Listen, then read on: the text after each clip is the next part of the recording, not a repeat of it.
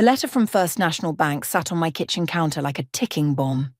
I must have read it 20 times, but the words still didn't make sense. Our family farm, the one my grandparents built from nothing, the one where I spent every summer of my childhood, was apparently in default on a mortgage I didn't even know existed. My name is Peyton, and until that morning I thought I knew everything about our family's finances. I'm the one who helped Mom with the accounting after Dad passed, the one who tracked every penny we spent on equipment and seeds. But this was completely off the books. My hands were shaking as I dialed Mom's number. "Are you home? We need to talk." "I'm actually heading to the store," Mom said, her voice cheerful. "Can it wait? We still need to plan the menu for Christmas dinner." "No, it can't wait. This is about the farm." There was a pause on the other end. "I'll be there in 15 minutes. While waiting, I paced my small apartment, trying to make sense of it all. The farm had been paid off decades ago.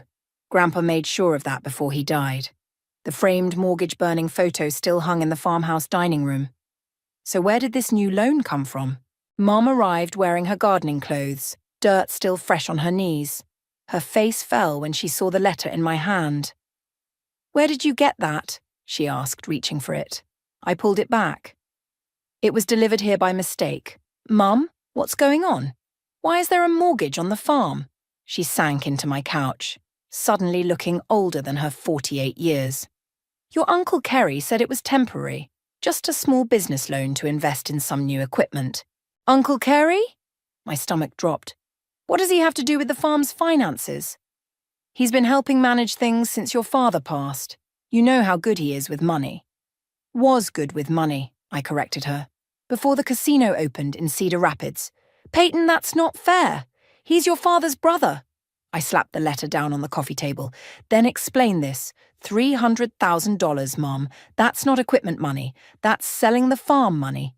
Mom's face went pale. "That's impossible. Kerry promised—" "When did he ask you to sign for this loan?" She wouldn't meet my eyes. I didn't sign anything." The room went silent except for the hum of my refrigerator. "What do you mean you didn't sign anything? Your name is on this letter." "Kerry said he'd handle all the paperwork. He just needed my verbal okay." I felt sick. "Mom, that's not how mortgages work. Someone had to sign these documents." My phone buzzed. A text from Uncle Kerry himself. "Family dinner tonight at my place. Important news to share. 6 p.m. I showed Mom the text. Her hands started trembling. He couldn't have...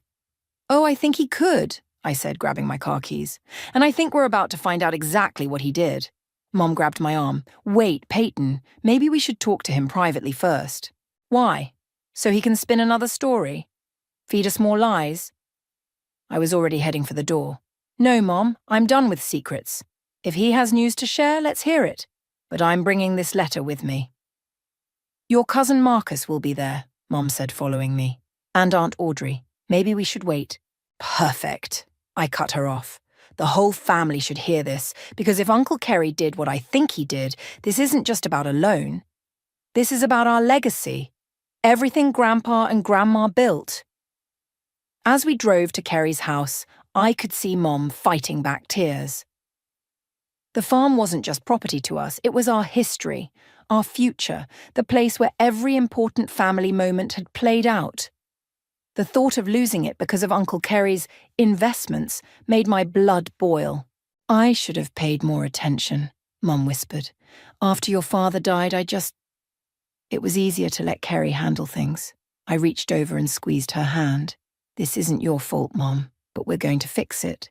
Whatever it takes." We pulled into Kerry's driveway just as Marcus was getting out of his truck. One look at my face and he knew something was wrong. "Peyton, what's going on?" I held up the bank letter. "We're about to find out. Hope everyone's hungry for a side of truth with dinner." The front door opened and there stood Uncle Kerry, wearing his usual confident smile. But this time, I saw right through it. This time, I was ready for war. Uncle Kerry's dining room felt smaller than usual that night, cramped with tension and unspoken accusations. Aunt Audrey bustled around, setting out her famous pot roast, while Kerry held court at the head of the table, acting like everything was normal.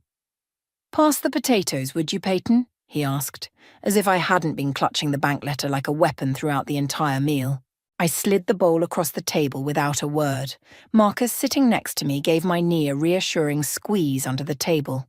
So, Kerry cleared his throat, I wanted to gather everyone because I have some exciting news about the farm's future. Funny you should mention the farm, I said, pulling out the letter. Care to explain this first? The room went silent. Aunt Audrey stopped mid-pour with the gravy boat hovering over Kerry's plate. Where did you get that? Kerry's smile flickered but didn't quite fade. Does it matter? What matters is why our farm suddenly has a $300,000 mortgage on it. Peyton, Aunt Audrey cut in, this is hardly dinner conversation. Actually, Marcus spoke up, I'd like to hear about this too. That farm's been in our family for 3 generations. Kerry dabbed his mouth with a napkin, buying time. It's all part of a broader investment strategy. I've been diversifying our assets. By gambling away our inheritance? The words shot out before I could stop them. Peyton, Mom gasped. Kerry's face darkened. I don't appreciate what you're implying. Then explain the mortgage. Show us these amazing investments you've made, because from where I'm sitting, it looks like you forged Mom's signature to take out a loan on property that isn't even yours. Aunt Audrey slammed her hand on the table. How dare you accuse your uncle? I have proof, I said, pulling out more papers from my bag. The bank confirmed Mom never appeared in person to sign these documents. So either you hired a very talented forger, Uncle Kerry, or you did it yourself. Kerry stood up slowly, his chair scraping against the hardwood floor. You're out of line, young lady. I've managed this family's finances for years. And how many trips to the Riverside Casino have you made this month? Marcus asked quietly. Because I saw your car there last weekend. And the weekend before. The colour drained from Kerry's face. I was meeting business associates. At the blackjack tables, I pressed. Or was it poker this time? Kerry? Aunt Audrey's voice had lost its edge of certainty. What are they talking about? He spread his hands in a placating gesture. Look, I've made some strategic investments that will benefit everyone. The farm's value has been sitting stagnant for years. I found a way to make it work for us. By selling it? I pulled out one final document, a real estate listing I'd discovered online. Were you going to tell everyone before or after you closed the deal? Mum started crying softly. Marcus cursed under his breath. Even Aunt Audrey looked shocked. It's not what you think, Kerry insisted, but his voice had gone hoarse. The buyer is offering well above market value. We could all have a fresh start. That farm is our fresh start, I cut him off. It's our heritage, our home. You had no right. Just then, Kerry's phone buzzed. He glanced at it, and I caught a glimpse of the caller ID. Lucky Seven's management. Excuse me, he muttered, heading for the hallway. I need to take this. Of course you do, I called after him. Another business associate? The conversation from the hallway was muffled but clear enough. Yes, I'll have it by Friday. No need to send anyone. I said I'll handle it. When he returned, his confident facade had crumbled completely. Dinner's over. I think you should all leave. This isn't over, Kerry, I said, gathering my things. Not by a long shot. As we filed out, Mom lingered behind with her brother. I heard her say softly, How could you do this to us? His response chilled me to the bone. You don't understand what's at stake here, Laurel. Some things can't be undone. In the driveway, Marcus grabbed my arm. You know this is just the beginning, right? Kerry won't go down without a fight. Good, I replied, watching my uncle through the window as he paced, still on his phone, because neither will I. Mom emerged from the house, wiping her eyes. What do we do now? I hugged her tight, my mind already racing with plans. Now? Now we dig deeper. Because if there's one thing I learned tonight, it's that Uncle Kerry is hiding way more than just gambling debts. As we drove away, I caught one last glimpse of Kerry in my rearview mirror. He was watching us leave, his phone still pressed to his ear, looking more like a cornered animal than the uncle I once trusted. This was war, and I intended to win. You're not going to believe what I found, Marcus said, spreading papers across my kitchen table the next morning. He'd spent the night digging through county records, and the dark circles under his eyes showed it. "Show me everything," I said, sliding him a cup of coffee. "So the mortgage isn't the only thing Kerry's been hiding. Look at these property transfers." He pointed to a series of documents. "He's been selling off parcels of the farm piece by piece for the last 8 months. My coffee cup froze halfway to my mouth. "That's impossible. We would have noticed." "Not if he kept the original boundaries intact on paper. He's been selling usage rights, mineral rights, anything he could parcel off without changing the official property lines." A knock at the door made us both jump. It was my sister Reese, looking skeptical as ever. "Mom told me you're on some crusade against Uncle Kerry," she said, dropping her purse on the counter. "Don't you think you're overreacting?" I gestured to the papers. "Take a look for yourself." As Reese scanned the documents, her expression shifted from doubt to disbelief. "These signatures, they look like Mom's, but—" "They're forgeries," Marcus confirmed. "Good ones, but definitely fake. Look at the loop on the L. Mom always extends hers." "I still can't believe Uncle Kerry would do this," Reese muttered. "He helped me pay for college." "With whose money?" I asked pointedly, because I'm starting to wonder if any of his generosity actually came from him. Marcus pulled out his phone. "That's not all. Remember that business trip he took to Vegas last month? I found these on his social media." The photos showed Kerry at various casino tables, stacks of chips in front of him. In one particularly damning image, he was shaking hands with someone whose jacket clearly showed the Lucky Sevens logo. "I need to check something," I said, heading to my bedroom. I returned with a small box of papers I'd grabbed from Kerry's study during the chaos of last night's dinner. "You stole from his office?" Reese looked horrified. "I borrowed evidence," I corrected her, dumping the contents onto the table. "And look what we have here." Among credit card statements and receipts was a hotel bill from the Lucky Sevens resort and casino. But it wasn't the amount that caught my attention. It was the handwritten note in the margin. "Payment plan discussed with Tony. $50K month until squared." $50,000 a month? Marcus whistled. "That's not gambling money, that's—" "Loan shark territory," I finished. "No wonder he's selling everything that isn't bolted down." Reese sank into a chair. "This is bad, isn't it? Like, really bad?" "It gets worse," Marcus said, pulling up another document on his laptop. "I found the buyer for the farm. It's a shell company owned by— guess who, Lucky Sevens Management Group." My blood ran cold. "They're not buying the farm. They're taking it as payment." Just then, my phone buzzed with a text from Mom. "Kerry's here. Says he can explain everything. Please come over." I showed the message to Marcus and Reese. "You thinking what I'm thinking?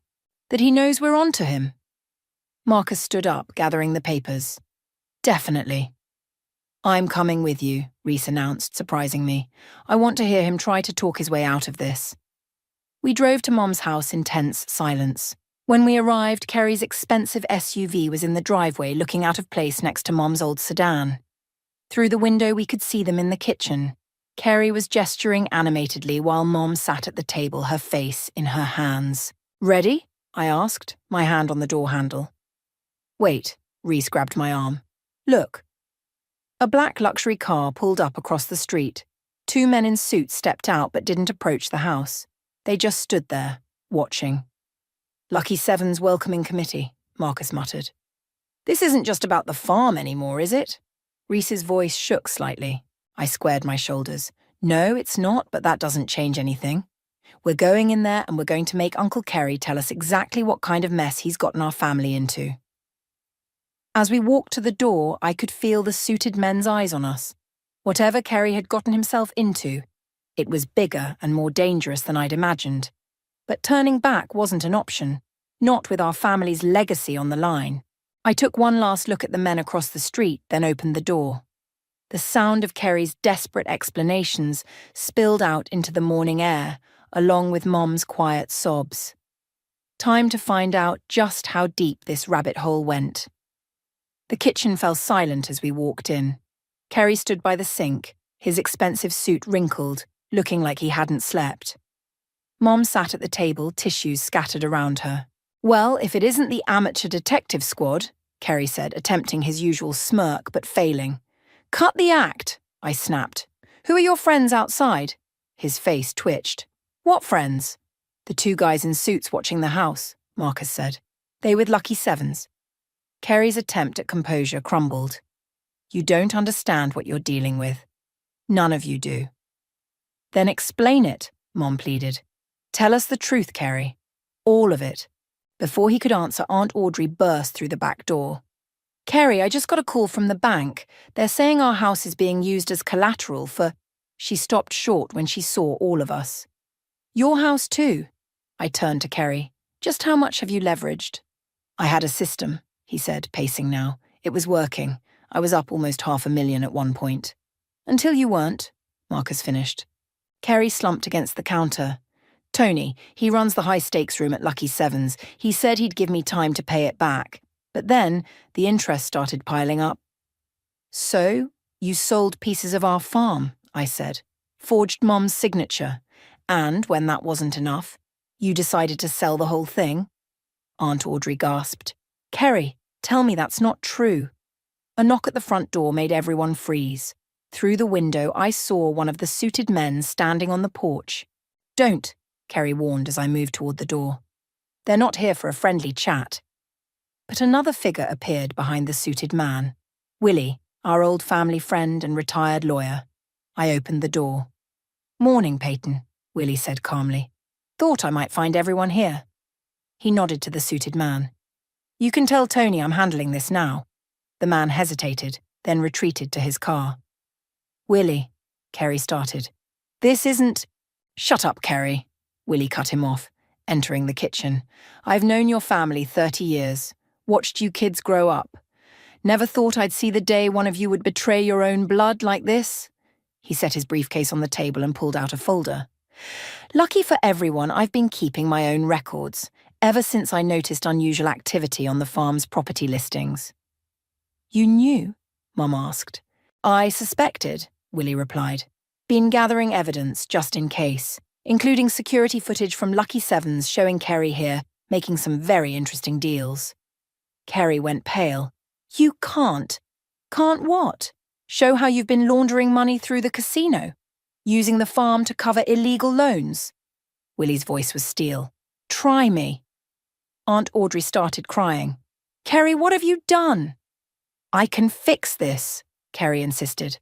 Just need a little more time. Time's up, I said, pulling out my phone. Those property transfers you made? I sent them to the FBI's Financial Crimes Division this morning. The room went dead quiet. You didn't, Kerry whispered. I did. And you know what they found really interesting? The connection between Lucky Sevens management and certain offshore accounts. Marcus stepped forward. Face it, Uncle Kerry. It's over. Kerry's phone buzzed. His hands shook as he read the message. Tony's pulling out of the deal. Says it's too hot now. He looked up, desperate. Do you know what they'll do to me? Should have thought of that before you gambled away our heritage, I said. Willie opened his briefcase again.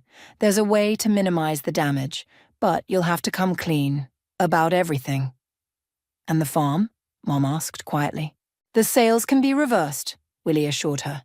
Kerry's forgeries make them legally void, but… He looked at Kerry. You'll have to testify against Lucky Sevens. They'll kill me, Kerry protested. They won't, Willie said, because by this afternoon, the FBI will have their entire operation. You're small fish, Kerry, but only if you cooperate now. I watched my uncle, the man who'd once taught me to ride a bike, who'd given speeches at family gatherings about the importance of legacy, crumble into a chair. Okay, he whispered. Okay. As Willie started making calls, Mom reached across the table and squeezed my hand. Outside, the black car finally pulled away. What happens now? Reese asked. I looked around at my family, broken but not destroyed, shaken but still standing. Now we rebuild. Together.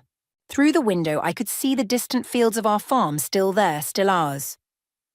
Whatever came next, we'd face it as a family, minus one uncle who'd learned the hard way that betrayal carries a price. The next few days passed in a blur of FBI interviews and legal meetings. I sat in Willie's office, surrounded by stacks of documents, when he dropped another bombshell. There's something else you need to see, Willie said, sliding a weathered envelope across his desk. Found this in your grandparents' old safety deposit box. Inside was a letter, dated just before my grandfather's death. As I read it, my hands started shaking. Is this what I think it is? I asked. Willie nodded. A trust agreement. Your grandfather never fully transferred the farm's ownership to Kerry's generation. He set up a family trust instead. Which means Kerry never had the right to sell it in the first place. I finished. The door opened and Marcus rushed in. You need to see this, now. He pulled up a video on his phone, security footage from Lucky Sevens showing Kerry in what looked like a back room, shaking hands with several men in suits. Where did you get this? Willie asked, leaning forward. Anonymous email. But look at the timestamp. This was 3 months before Grandpa died. I felt sick. He was planning this even then. It gets worse, Marcus said. Look who else is in the frame. He zoomed in on a familiar face in the background, Aunt Audrey. She knew, I whispered. She knew everything.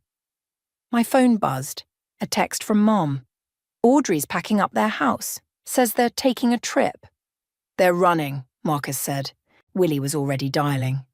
Not if I can help it. He spoke quickly into the phone, then turned to us. FBI's on their way to Kerry's house, but we need to get there first. There might be documents they could destroy. We raced to Kerry's place, arriving just as Aunt Audrey was loading suitcases into her car. Going somewhere, I called out. She froze. Just taking a break, after everything that's happened. Save it, Marcus cut in. We saw the video, Audrey, from the casino. Her face hardened. You don't understand. We were trying to save the family. By stealing from it? I stepped closer. By betraying everything Grandpa built? Your grandfather was old-fashioned, she spat. Sitting on all that wealth, letting it rot in those fields. Kerry had vision. Vision? I pulled out the trust agreement. Is that why you helped him plan this before Grandpa even died? The sound of sirens cut through the air. Audrey's eyes went wild. She lunged for her car, but Marcus blocked her path. Move, she screamed. No, he said firmly. No more running. FBI agents swarmed the driveway. Through the chaos, I saw Kerry trying to slip out the back door. He locked eyes with me for a moment, then raised his hands as agents surrounded him. Mrs. Diaz, an agent approached Audrey. We need you to come with us. As they led them both away, Willie arrived with Mom and Reese. The trust agreement changes everything, Willie said. The farm was never legally Kerry's to sell. We can void all transactions immediately. Mom stared at her brother and sister-in-law being placed in separate cars. How long? She asked quietly. How long were they planning this? Based on the evidence, Willie sighed. Since before your father got sick, they were just waiting for the right moment. Reese hugged Mom tight. At least it's over now. But something still nagged at me. I walked into Kerry's house, now swarming with FBI agents. In his study, I noticed something odd, a family photo hanging slightly crooked. Behind it was a small safe. We'll need to get that opened, an agent said. Try 11/22/63, I suggested. Grandpa's birthday. Kerry always used it for everything. The safe clicked open. Inside were more documents, but one caught my eye. A letter from Grandpa to Kerry, never sent. My dear son, it began. I know what you're planning. Remember that true wealth isn't in money or land. It's in the trust we place in each other. Don't make me regret placing mine in you. He had known. All along he had known. An agent took the letter for evidence, but its words stayed with me. Outside, the setting sun cast long shadows across the farm's distant fields. The same fields Grandpa had worked his whole life, the legacy he had tried to protect even from beyond the grave. You okay? Marcus asked, joining me.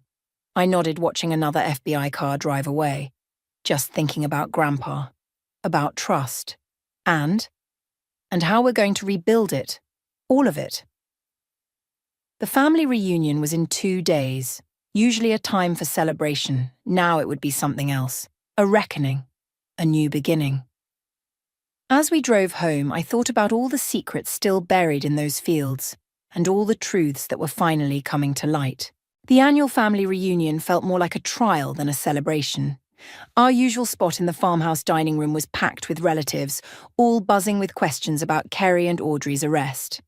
I stood at the head of the table, my evidence folder feeling heavier by the second. "Before we start dinner," I announced, "there's something you all need to know."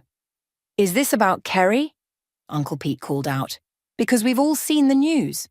"You've seen what they're willing to tell the public," I said, opening the folder. "But there's more. Much more." Marcus dimmed the lights as I started the presentation we'd prepared. The first slide showed Kerry's casino photos. "This isn't just about gambling debts," I explained. "This is about a systematic betrayal that started years ago." Gasps filled the room as I showed the forged documents, the property transfers, the secret meetings. With each revelation, the weight of Kerry's betrayal seemed to press down on everyone. "But why?" Cousin Sarah asked. "We're family." "Greed," Mom said quietly. "Pure and simple." I clicked to the next slide, security footage showing Kerry and Audrey meeting with Lucky Seven's management. "They were planning to turn the farm into a casino resort," I revealed. "That's why they needed full control. They'd been working with Lucky Sevens for years." "That's impossible," Uncle Pete protested. "Kerry loved this place as much as any of us." "Did he?" I pulled out Grandpa's letter. "Because Grandpa didn't think so. Read this." I passed the letter around. Watching their faces as they read Grandpa's warnings about Kerry was like watching their memories of him crumble in real time. "There's more," Marcus added, standing up. "Show them the trust agreement, Peyton." As I explained the legal implications, the room erupted in angry outbursts. "So he never even had the right to sell? What about the money he borrowed from me?" I knew something was off when he offered to invest my savings. "Everyone, please," Mom called out, her voice cutting through the chaos. "This isn't just about money. This is about trust. About family." Suddenly, the front door burst open. Aunt Audrey stood there, out on bail, mascara streaking down her face. "You're wrong about everything," she said, her voice shaking. "Kerry was trying to save this backwards family, drag you all into the modern world. By stealing from us?" I challenged. "By destroying our heritage?" "Heritage?" She laughed bitterly. "A bunch of cornfields and old memories. Kerry had vision. He saw potential." "The only thing Kerry saw was dollar signs," Marcus shot back. "And you helped him every step of the way." "Get out," Mom stood up, pointing at the door. "You're not family anymore." Audrey's face twisted. "Fine, but don't come crying when this precious farm of yours can't pay its bills. Kerry was right. You're all living in the past." "No," I said, pulling out one final document. "We're living in reality, and in reality the FBI just seized all your assets, including that vacation house in Florida you bought with stolen family money." The colour drained from her face. Without another word, she turned and fled. "There's one more thing," I continued, facing my stunned relatives.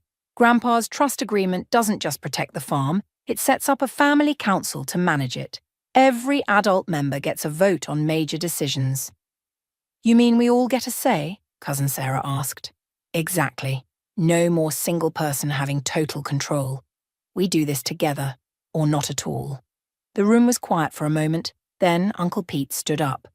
"I vote we keep the farm. Rebuild it right this time." One by one, hands raised in agreement. Mum wiped tears from her eyes as the vote became unanimous.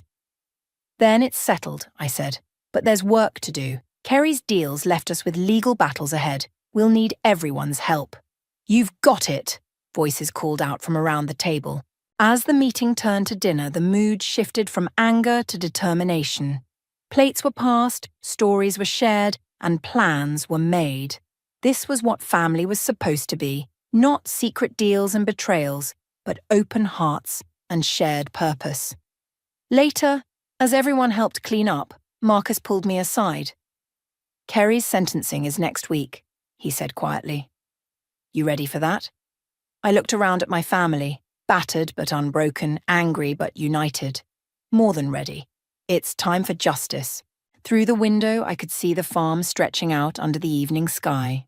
The same view Grandpa must have had when he wrote that letter, knowing what was coming but believing in the strength of family to overcome it.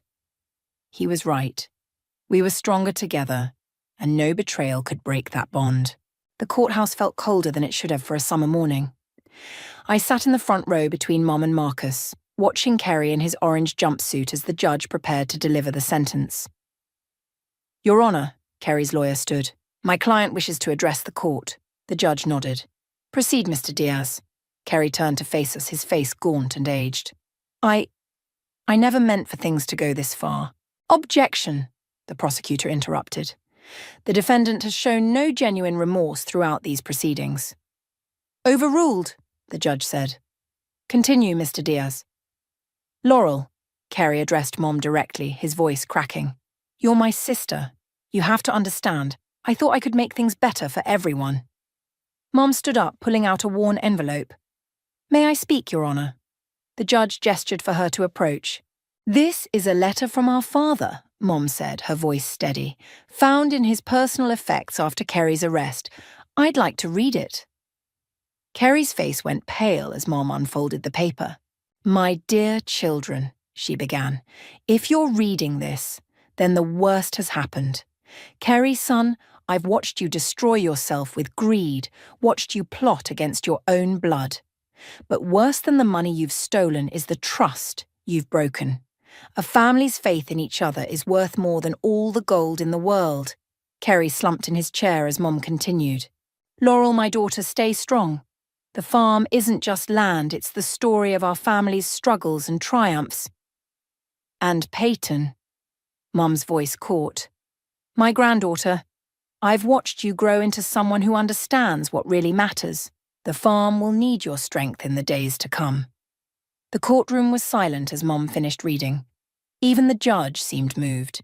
Mr. Diaz, the judge said finally, your crimes aren't just against property. They're against family, against trust, against the very bonds that hold communities together. Kerry nodded weakly. The court sentences you to 8 years in federal prison with the possibility of parole after 5 years. Additionally, you are ordered to pay full restitution to your family. The gavel struck, and Kerry's shoulders sagged. As officers led him away, he turned one last time. Peyton, he called out. I'm sorry, I really am. I met his eyes. So am I, Uncle Kerry. So am I. Outside the courthouse, reporters swarmed us. Willie stepped in, handling their questions, while we made our way to the cars. But one voice cut through the chaos. You think this is over? Aunt Audrey stood at the bottom of the steps. Lucky Sevens doesn't just walk away. They'll find another way. Marcus stepped forward. Actually, they won't. Show her, Peyton. I pulled out my phone, displaying the morning's news headline. Lucky Sevens management indicted in multi-state fraud investigation. Kerry's testimony helped bring down their entire operation, I explained. The only one still standing against us is you, Aunt Audrey. And you're next. Her face contorted. You don't understand what you've done. There are people. Save it for your own trial, Willie interrupted, appearing beside us. Which, by the way, starts next month. As Audrey stormed off, Mum touched the locket around her neck, the one with Grandpa's picture inside. He'd be proud of you, she said softly. All of you. The farm's safe now, Marcus added. Really safe. Reese joined us, holding up her phone. Just got word from the bank. All Kerry's fraudulent transactions have been reversed. The farm's fully back in family trust control. Then, there's just one thing left to do, I said. That evening we gathered at the farm. The whole family came, aunts, uncles, cousins, even old Willie. We stood in the field where Grandpa had first broken ground 60 years ago. Mom pulled out one last surprise, Grandpa's old tin box. Inside was a stack of photos, documents, and a single brass key. He left this for whoever would protect the farm, she explained, holding out the key. Peyton, I think he meant it for you. As I took the key, its weight felt right somehow. Not a burden, but a responsibility. A trust. To family, Marcus raised his glass. To justice, Reese added. To the future, Mom said. I looked out over our land, not just acres and crops, but a legacy of love and determination. Carrie had tried to sell that legacy for cash, but some things, as Grandpa knew, are worth more than money. To truth, I said finally, and to all the stories these fields still have to tell. The sun set over our farm, our home, our heritage. And this time I knew it was safe in the hands of those who truly understood its worth. The morning dew still clung to the grass as I unlocked the farmhouse door. Grandpa's key turned smoothly in the lock, like it had been waiting for this moment. Inside, the renovation crew was already gathering, ready to restore what Kerry's neglect had damaged. "Where do you want to start?" Marcus asked, blueprint in hand. "The kitchen," Mom said before I could answer. "That's where everything important happens." As workers began carefully removing the old cabinets, we discovered something behind them, a hidden panel. Inside was a small safe, identical to the one we'd found in Kerry's study. "Think the same combination will work?" Reese asked. I tried Grandpa's birthday. The safe clicked open, revealing stacks of papers and a USB drive. "Look at this," Marcus said, scanning the documents. "Account numbers, transaction record." Kerry wasn't Grandpa's first problem. He caught Uncle Robert trying to sell the farm back in the 80s. That's why he created the trust, Mom realized. He knew the farm would always need protecting. Willie arrived as we were reviewing the files. "Just came from Audrey's plea hearing. She's taking a deal. Full confession in exchange for a reduced sentence." "Did she say why?" I asked. "Why they really did it." "Ambition, mostly. Kerry convinced her they could be something bigger than just farmers. But there's something else." Willie pulled out his phone. The FBI found offshore accounts. They weren't just planning a casino. They were going to build an entire resort complex. Would have destroyed every acre of farmland. The renovation crew called us over. They'd found something else in the walls. Hidden behind decades of wallpaper was a mural painted by my grandmother showing the farm in its early days. "I remember this." Mom touched the faded paint. She painted it the year they finally paid off the original mortgage. As we carefully uncovered more of the mural, a knock at the door interrupted us. A young woman stood there looking uncertain. "I'm sorry to intrude," she said. "I'm Tony's daughter from Lucky Sevens. I wanted to apologize for everything my father and his partners did." I studied her face. She had her father's eyes, but none of his coldness.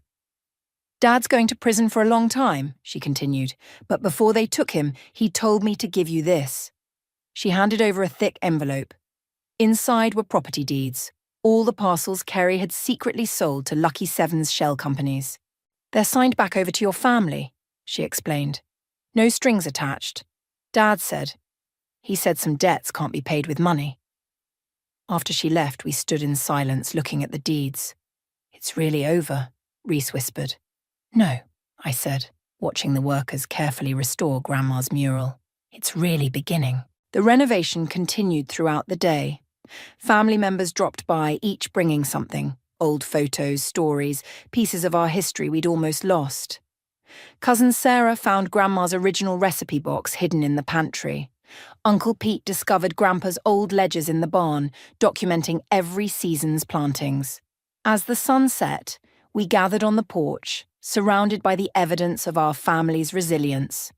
The farm stretched out before us, golden in the evening light. "You know what this place needs?" Marcus grinned. "A proper celebration." Mom smiled. "I think I know just the thing." She went inside and returned with Grandma's recipe box. "Who's ready to learn how to make her famous apple pie?" In the kitchen, now half renovated, we worked together, flour flying, laughter echoing off the walls. The recipe wasn't just ingredients, it was a piece of our heritage, preserved and passed down. "To think we almost lost all this," Reese said, crimping the pie crust. "But we didn't," I replied, "because some things can't be bought or sold. Some things can only be earned, protected, and shared." The pie came out perfect, just like Grandma used to make. As we sat around the old kitchen table sharing slices and stories, I felt Grandpa's presence in every bite. "You know what this farm really is?" Mom asked, looking around at all of us. "It's not just land or buildings. It's a promise, from one generation to the next." A promise to remember who we are and what matters most. I touched the key hanging around my neck, not just a piece of metal, but a symbol of that promise. Kerry had tried to break it. Audrey had tried to sell it. But in the end, the promise was stronger than their greed. Outside, the first stars appeared over fields that would always belong to our family. Not because of legal documents or trust agreements, but because we'd fought for them, together.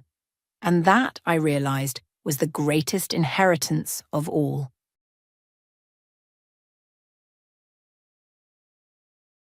I never asked to be born. That's what my parents, Robert and Linda Parker, made crystal clear from day one. I'm Cindy, the unwanted second child, the afterthought, the burden. My sister Melissa? She's the golden child, the one they actually planned for. Growing up in the Parker household was like living in two different worlds. Melissa's world was full of love, attention, and celebration. My world? Cold indifference and barely concealed resentment. I remember my 8th birthday like it was yesterday. I woke up excited, hoping this year would be different. Maybe they'd remember. Maybe they'd care. I came downstairs to find Mom and Dad at the breakfast table, chatting with Melissa about her upcoming dance recital. Morning, I said, trying to keep the hope out of my voice. Mom glanced up. Oh, Cindy, your cereal's in the cupboard. I waited, but that was it. No happy birthday, no hug, nothing. Later that evening, as we sat down for dinner, Dad finally remembered. Oh, right. Happy birthday, kid, he muttered, not even looking up from his plate. Mom's eyes widened slightly. Is that today? I could have sworn it was next week. That night, I lay in bed, clutching the one birthday card I'd received, from Grandma Elizabeth. Her words were the only ones that made me feel like I mattered. My dearest Cindy, happy birthday, sweetheart. You bring so much joy to my life. Never forget how special and loved you are. Love always, Grandma. I must have read that card 100 times, trying to believe the words.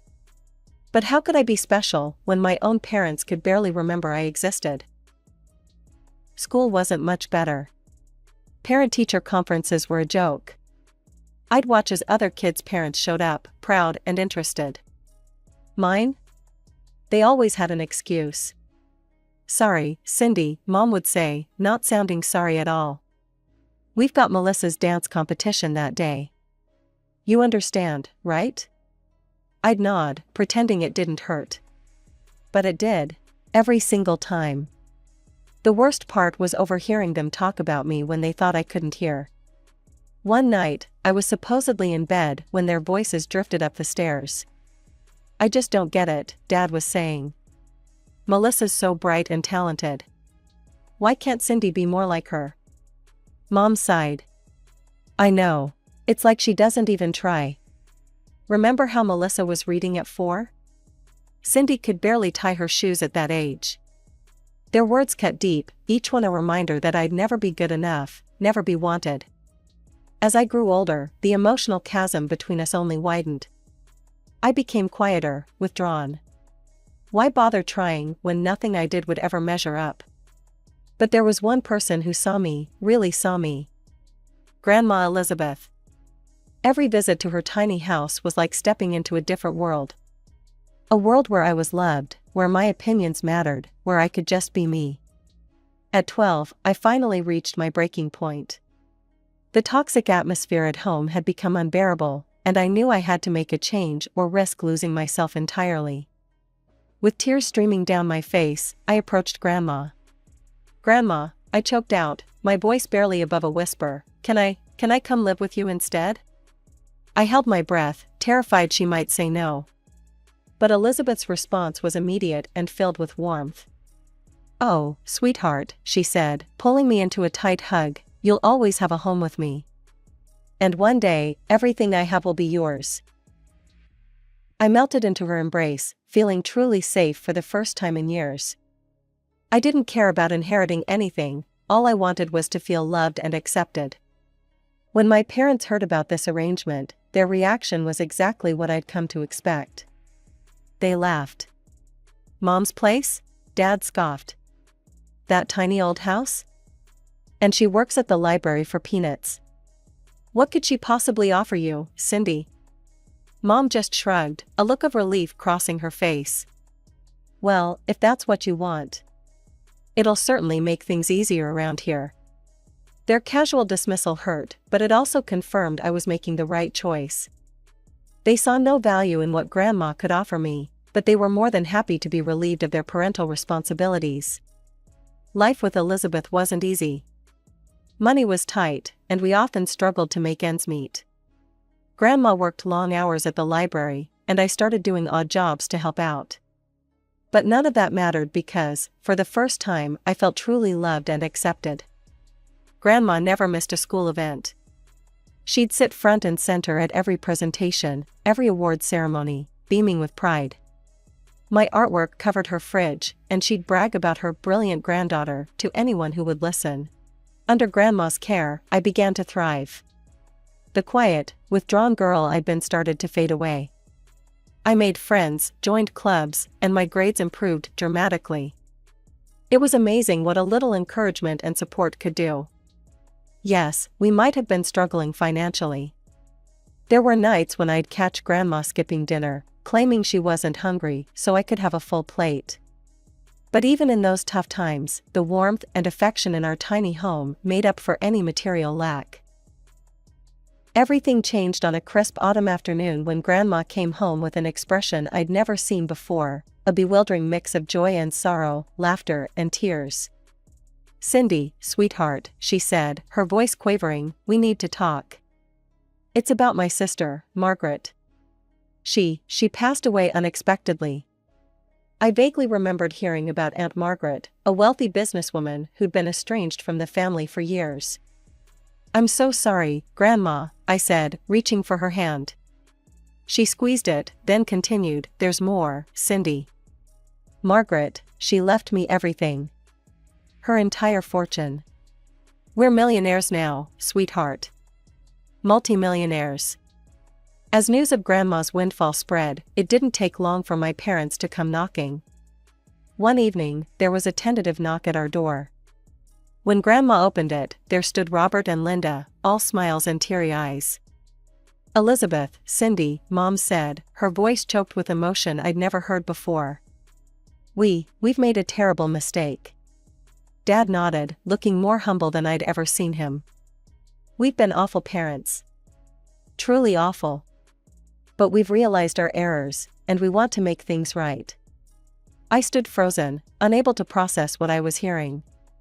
These people, who had ignored and belittled me for years, were now begging for a second chance. "Please, Cindy," Mom pleaded, reaching out to me. "Come home, let us be the family we should have been all along." I looked to Grandma, confused and conflicted.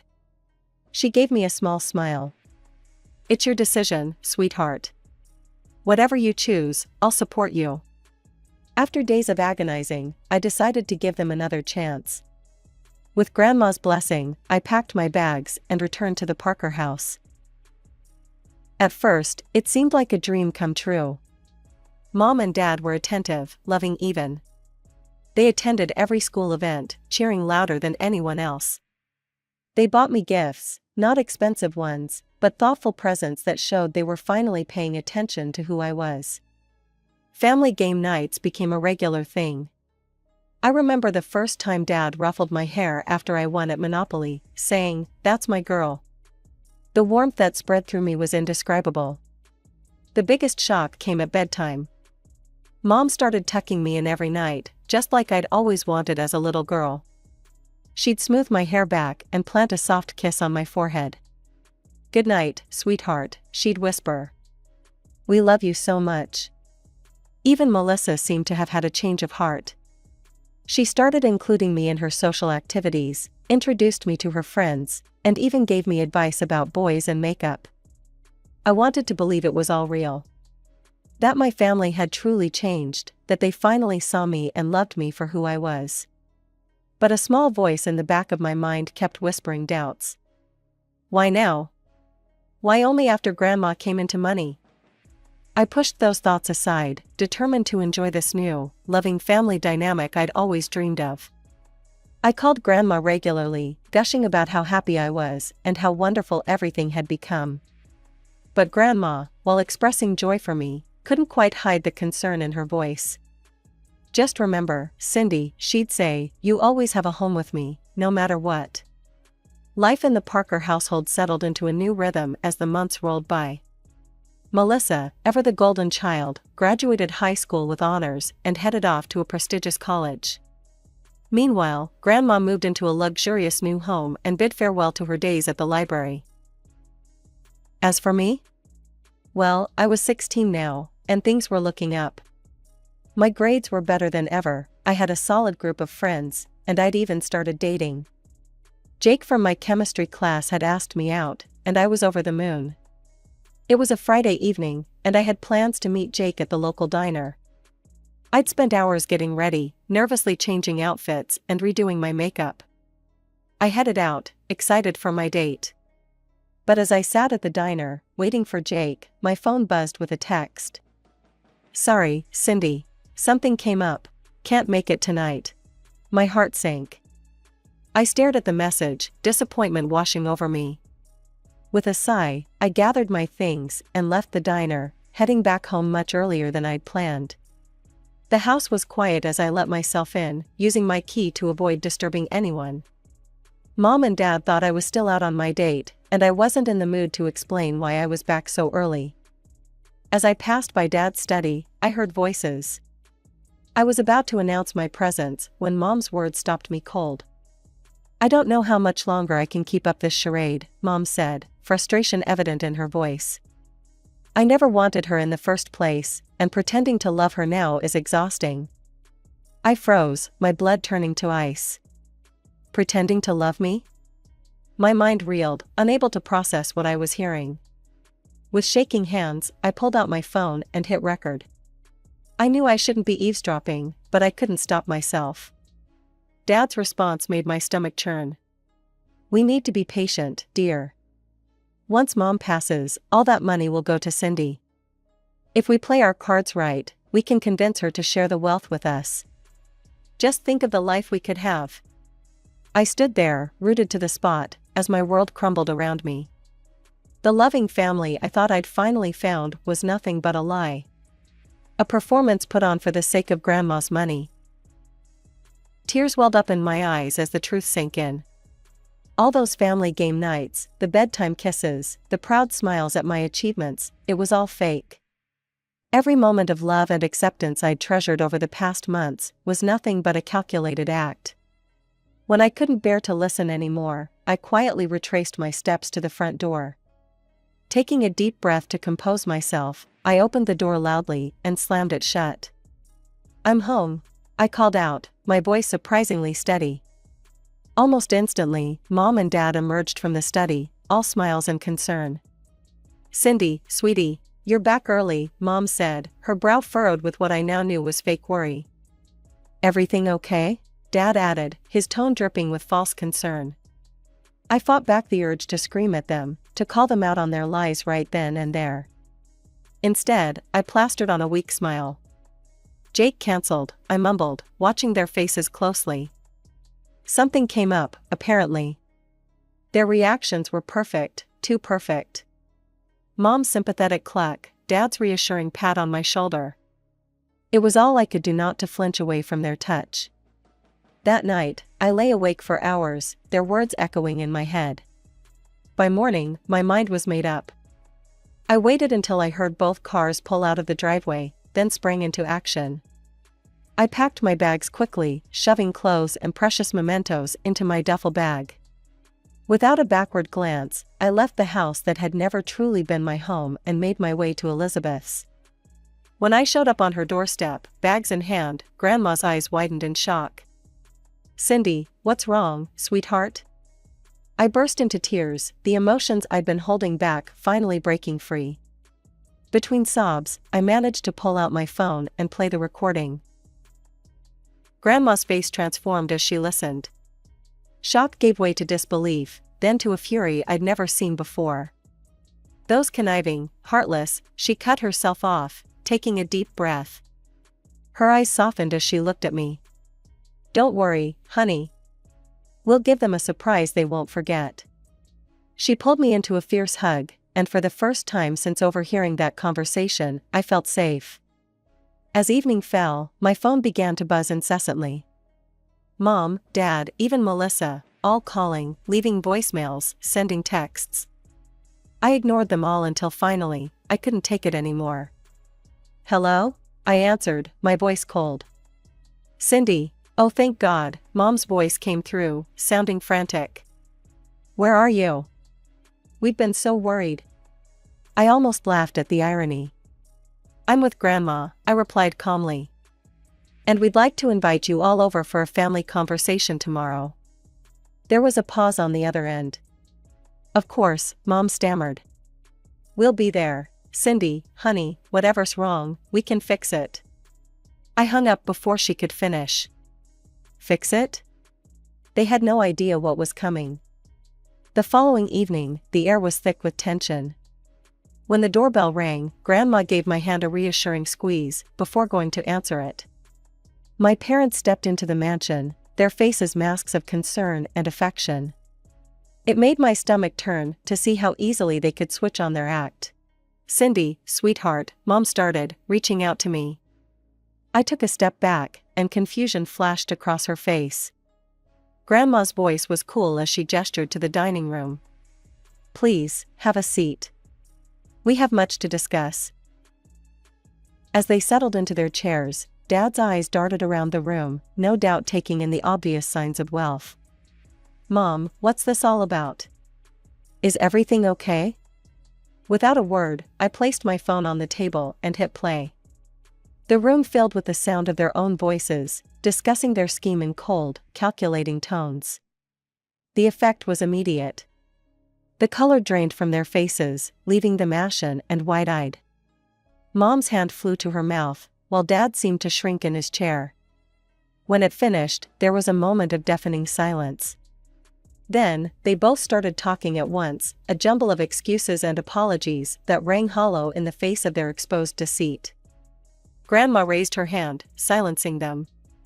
Her voice, when she spoke, trembled with a mixture of disappointment and barely contained fury. "I had hoped. I truly believed you had changed," she said, each word heavy with emotion. "I was even considering dividing my estate among all of you." She paused, fixing them with a steely gaze.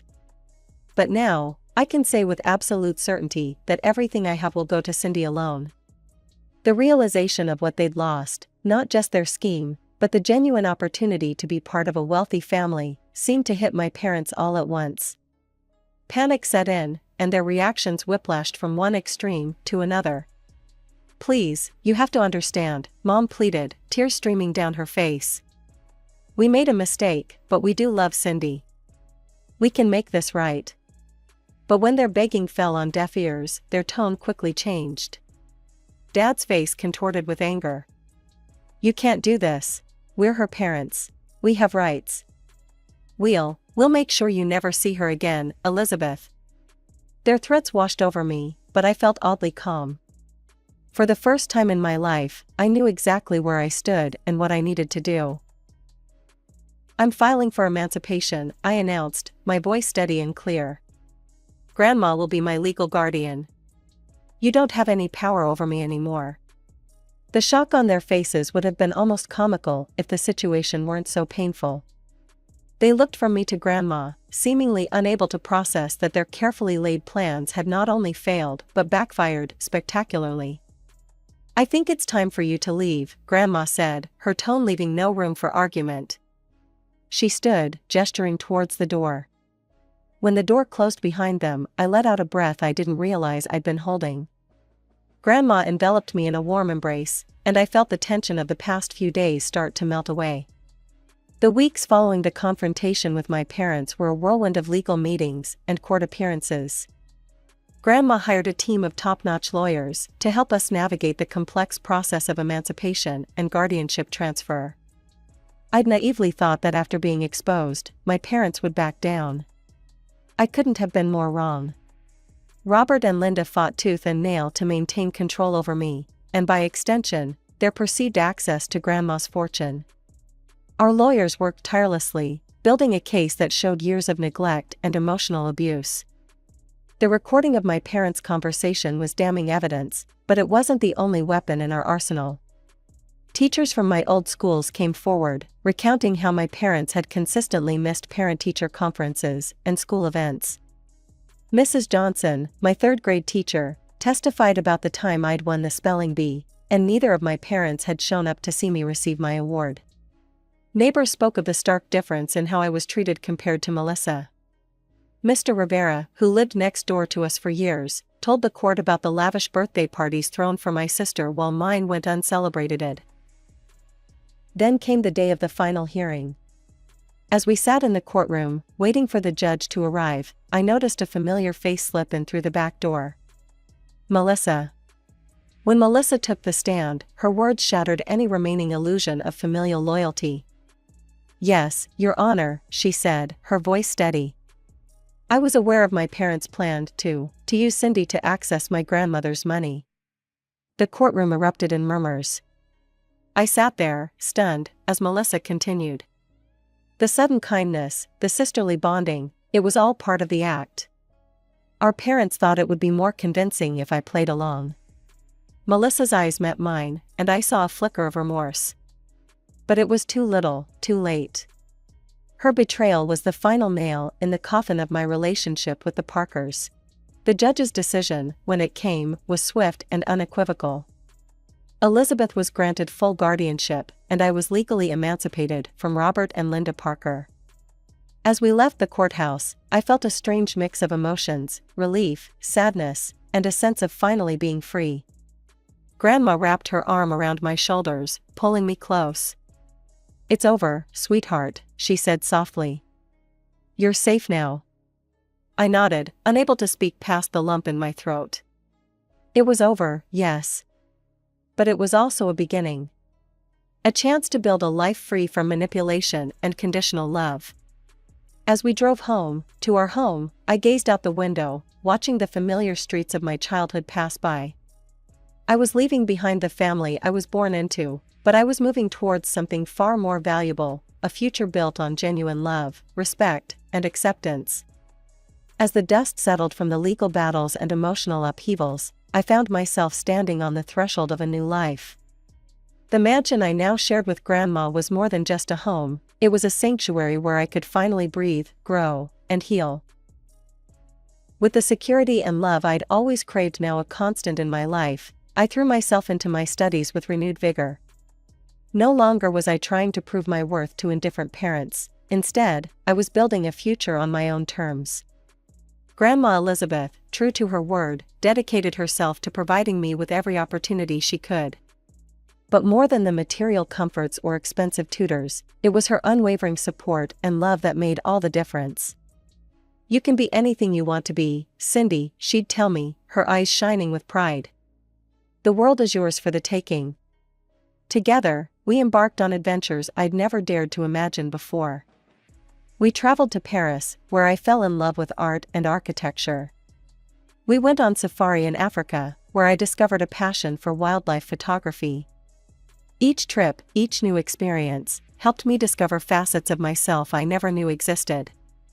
But the journey wasn't all exotic locales and new hobbies. The hardest work happened in the quiet office of Dr. Larson, my therapist. Twice a week, I'd sit on her comfortable couch, slowly unpacking years of emotional trauma. "It's okay to be angry," she'd say gently. "It's okay to grieve for the family you should have had." Gradually, I learned to trust again, not just others, but myself. I began to see my own worth, to understand that I deserved love and respect simply for being who I am. As my high school graduation approached, I found myself reflecting on the tumultuous journey that had brought me to this point. The family I was born into was gone from my life, no cards, no calls, no contact. Mom, Dad, Melissa, they were now just characters in a painful chapter of my past. But in losing them, I'd gained something far more valuable. Self-respect, inner strength, and the unconditional love of a grandmother who had become more of a parent to me than my biological ones ever were. On the night before graduation, Grandma and I sat on the patio, watching the sunset paint the sky in brilliant hues of orange and pink. "I'm so proud of you, Cindy," Grandma said, reaching over to squeeze my hand. "You've overcome so much, and look at you now. You're stronger and more beautiful than ever." I felt tears prick at my eyes, but for once, they were tears of joy. "I couldn't have done it without you, Grandma. You saved me." She shook her head, smiling. "No, sweetheart. You saved yourself. I just gave you a safe place to do it." As I stood on the stage the next day, accepting my diploma to the sound of Grandma's enthusiastic cheers, I felt a sense of peace wash over me. The pain of my past no longer defined me. Instead, I was filled with excitement for the bright future ahead. I may have lost the family I was born into, but I'd gained something far more precious, the freedom to become the person I was always meant to be. And as I looked out at the sea of faces, my eyes locked with Grandma's, I knew that whatever came next, I wouldn't be facing it alone.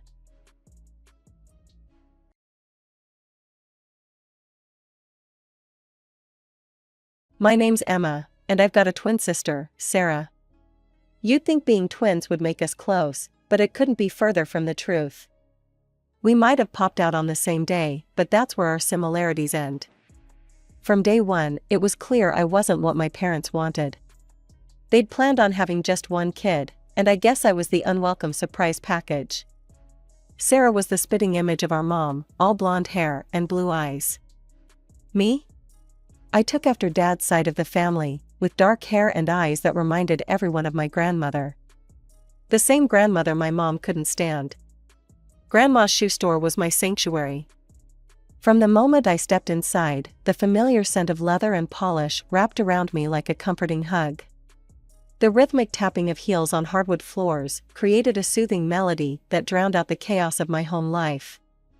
This place felt more like home than our cramped apartment ever did. "There's my little entrepreneur," Grandma would call out, her voice warm and welcoming as I burst through the door after school. Her face, lined with years of laughter and wisdom, would light up with genuine joy. For once, I felt truly wanted, truly seen. I started helping out in the store when I was barely tall enough to see over the counter. Grandma would lift me up, perching me on a high stool so I could watch her work the old-fashioned cash register. As I grew, so did my responsibilities. By the time I hit my teens, I knew that store inside and out. It was different at home. "Emma, why can't you just wear what your sister's wearing?" Mom would huff, trying to squeeze me into another frilly pink nightmare. "It looks so cute on Sarah." I'd stare at my reflection, feeling like a clown in a rhinestone-covered sweatshirt with a seal plastered across the front. "I look stupid," I'd mutter. As we got older, the differences in how they treated us became even more obvious. Sarah was the princess who could do no wrong. Me? I was the workhorse. "Emma, you need to work hard and make something of yourself," Dad would lecture. "Then you can help take care of your sister and us."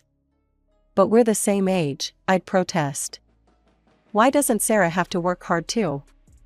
Mom would give me that look, the one that said I was being a pain in the ass again. "Your sister has other talents. You need to focus on being responsible." Responsible. That was their code word for, do everything we tell you to do, and don't complain about it. We lived in a tiny apartment. Dad worked as an insurance agent, and Mom was a shop assistant. Money was always tight, but somehow Sarah always got what she wanted. New clothes, the latest gadgets, you name it, she had it. The only thing that kept me going was the knowledge of the secret stash. Grandma, Dad's mom, had given my parents a big chunk of change when we were born. It was supposed to be for our college education. Both of us. "Remember, Emma," Grandma had told me once when I was staying at her place.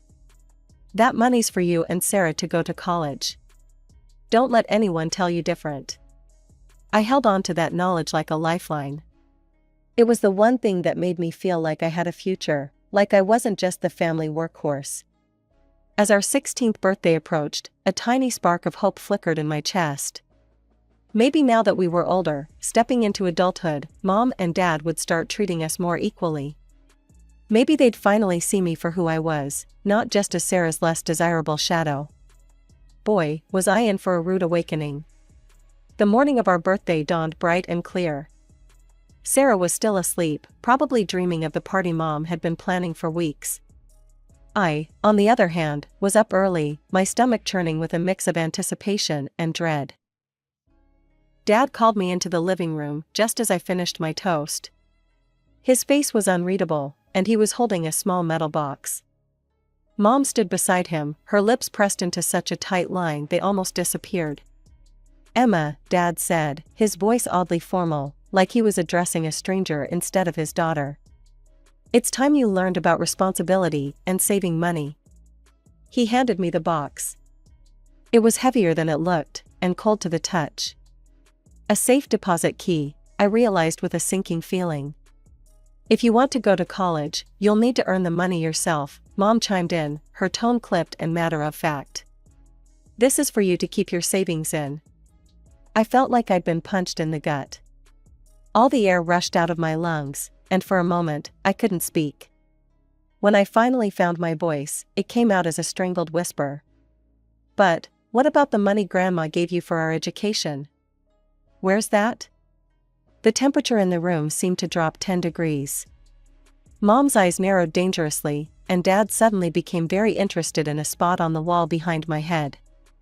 "There is no money for your education, Emma," Mom said, her voice ice cold and sharp enough to cut. "You'll have to earn it yourself if you want to study." "But Grandma said," I started, my mind reeling. This couldn't be happening. Grandma had told me about that money, had made it clear it was for both Sarah and me. "You are not to breathe a word of this to your grandmother," Mom snapped, cutting me off mid-sentence. Her eyes flashed with a warning that made my blood run cold. "If you do, I'll make sure you never see her again. Do you understand?" I nodded mutely, my throat too tight to speak. Grandma was the only bright spot in my life, the only person who seemed to truly care about me. The thought of losing her was unbearable. I clutched the useless safe deposit key so hard the metal edges dug into my palm, but I barely felt the pain. The apartment buzzed with excitement as Sarah's friends poured in, their chatter and laughter filling every corner. I stood in the kitchen, feeling like a ghost in my own home. Mom had made it clear, I wasn't to invite anyone. This was Sarah's night. "Emma, come on, it's cake time," Dad called, his voice overly cheerful. I trudged to the living room, where Sarah sat beaming in front of a massive cake, 16 candles flickering. Everyone sang. Sarah closed her eyes, made a wish, and blew out the candles. The room erupted in cheers. I silently cut the cake, handing out slices to Sarah's friends, before taking one for myself.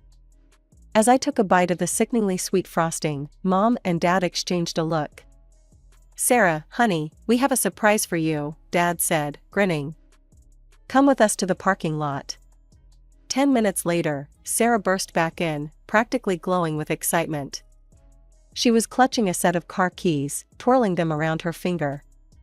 "Mom and Dad got me a car," she squealed. "Can you believe it? I have the best parents ever." She pranced over to where I sat, dangling the keys in front of my face. "So, sis, what did you get me for our birthday?" I stared at her, my mind blank with shock. "A car." They'd bought her a car, while I got, what? An empty safe deposit box and a lifetime of debt. "Well?" Sarah pressed, her smile turning smug. "What's my gift?" Something inside me snapped. "My absence," I spat, standing up so quickly my chair toppled over. "That's my gift to you, enjoy it." I stormed off to our shared bedroom, ignoring the shocked silence behind me. With shaking hands, I pulled out my suitcase and started throwing clothes into it. "Emma, what are you doing?" Mom's voice came from the doorway, more annoyed than concerned. "I'm leaving," I said, not looking at her. "I'm going to stay with Grandma." As I pushed past her, dragging my suitcase behind me, she grabbed my arm.